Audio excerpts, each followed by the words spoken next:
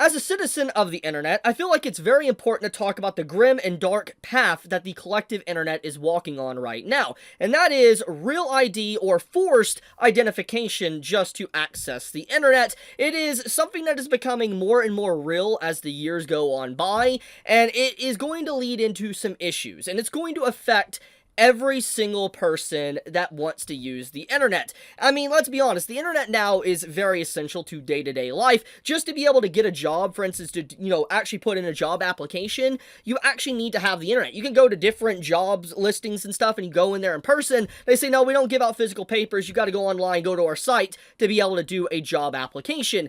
This basically says everything that you need to know is that the internet has become very important. It is ingrained in our society. You can't really remove it anymore. It is something that is essential at this point in time. And because of just how essential the internet is, you can't actively avoid it if you really want to. Now, there is some exceptions to this. There is people within the world that can avoid it depending on where they live, depending on the country, depending on maybe their job or whatever. But for the most part, the internet is incredibly essential, at least in first world countries, in the West, in the East, and all that. It's very important.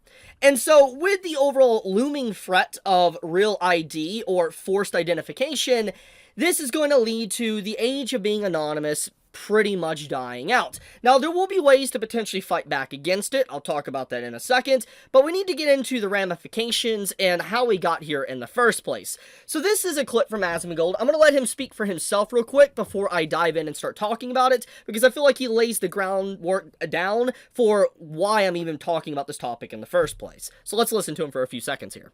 And now these people are on the receiving end of it, and they're crying about free speech. But they were never crying about free speech from people that they disagreed with for getting banned.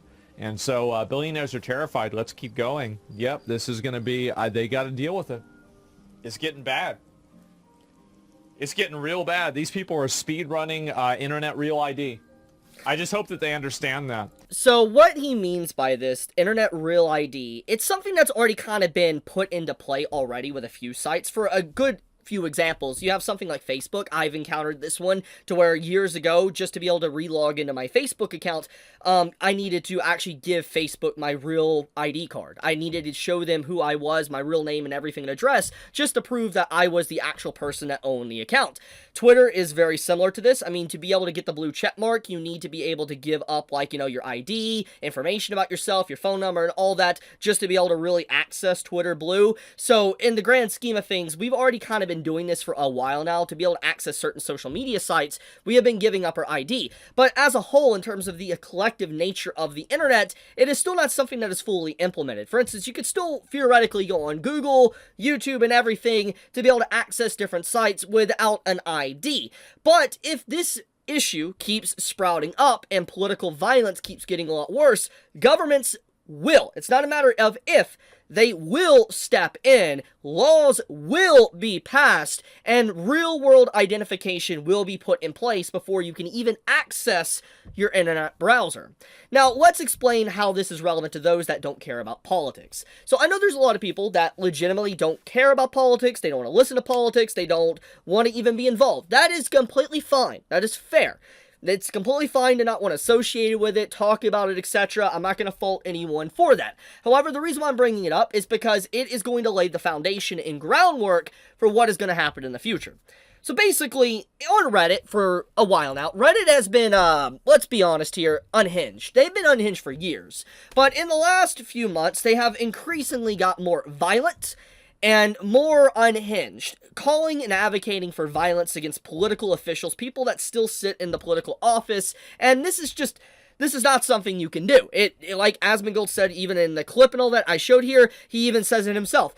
A call to action and violence is not associated with freedom of speech. You cannot do that. It is not covered by, the First Amendment or anything like that. You cannot say stuff like that. It is violent speech that can get you prosecuted and in a lot of trouble. And so basically, how this is equivalent to real-world ID is that as Reddit continues to allow, for instance, their site to spiral out of control, and you have posts with 10,000, 20,000, 50,000 likes, and all it is just violent threats on the front page of government officials, Government officials will notice this and they will crack down on it. We already know for a fact there is quite a few content creators that have already talked about this that goes way more in depth than I am in this video, where even Elon and stuff has become aware of the violent rhetoric on Reddit and most likely on other sites as well. So you factor all this in, something is eventually going to be done. You're going to have it to where these government officials in power are going to use this as the opportunity to rein these sites in, or in this case, rein the internet in, to actually control it. Now, you can call this a conspiracy or whatever, that's completely fine, okay?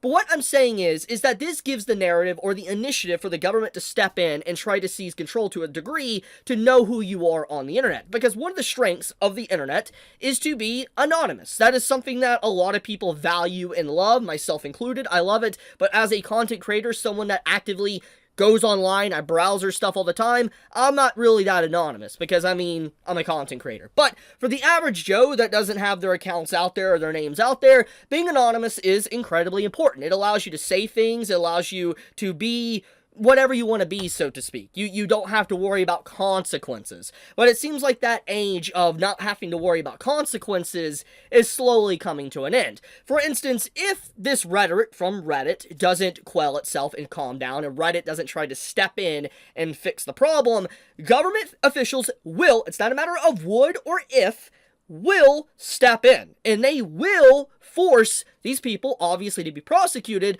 force Reddit to cease whatever's going on here, but also they might implement actual ID to even be able to access Reddit or other sites equivalent or adjacent to it. Now, you can already see the damage here of why this is actually a scary ordeal, so let's segue into that. So basically, the reason why this is a pretty big ordeal is because there is a lot of sites, a lot of companies that, honestly, I don't trust with my information. A good recent example is Crunchyroll or Sony. Sony is a big individual that constantly gets data breaches, hacks, and their service is down for whatever reason without really much explanation whatsoever. This is something that happens commonly. And so imagine if you had to be able to access these certain sites on the internet or whatever, and you had to give them your actual ID, okay? We're talking about your actual information, your face, your name, your address, how old you are, everything about you. You give these companies your ID, and then they get hacked. Do you honestly trust these companies to keep your information safe? That doesn't even get into the other manipulation on this topic. I think everybody at this point in time knows about digital footprints and how, like, you can look up something briefly, let's say on Google, let's say you look up dog food, and then suddenly you start getting dog food ads. It's very obvious that, you're being watched, or, constantly your search history and stuff is being put into an algorithm. They're gathering data on you to see what they can offer you as product placement or ads on certain sites. And so what this does, too, with ID, is that if they have your ID, they will know more about your geolocation, where you live, what stores are near you, to be able to force ads to you to make them more accurate for you're willing to actually buy something from these said sites. So it's going to be more invasion of privacy, not just on, let's say, your data or, info being stolen, but also sold to other people. So you can kind of see where all this is going. It's a very dangerous future, and I'm going to be blunt, it's going to happen eventually. It might not maybe happen in our lifetime if something is cracked down on Reddit, but it's eventually going to happen. It is the inevitable. It's just only a matter of when, if the temperature is right in the environment, and if the government can finally get enough people together to be able to approve of said bill. I mean, let's look at some of the stuff that happens in, like, European countries. You have people posting memes getting arrested, okay? Now, I'm not saying if we had real-world identification, let's say in the West or United States, that you would get arrested for a meme, but you would definitely face a lot more consequences, and that territory of stepping into that direction is definitely possible. It at least is closer than what it is right now. And so, like I said, it's very scary, and it seems like Reddit in general allowing to remain unchecked, unhinged like they are, it is not free speech to have violent rhetoric against people or political officials. It's not. It's not okay. It's not protected by freedom of speech. And once again, if these bad apples continue to be bad apples, then it's going to ruin everybody's time on the internet. So yeah, I just wanted to call this out, wanted to spread information. I know there's a lot of people that are unaware of what's been going on. Once again, I know a lot of people might not care about politics or anything like that. Completely fine, completely fair.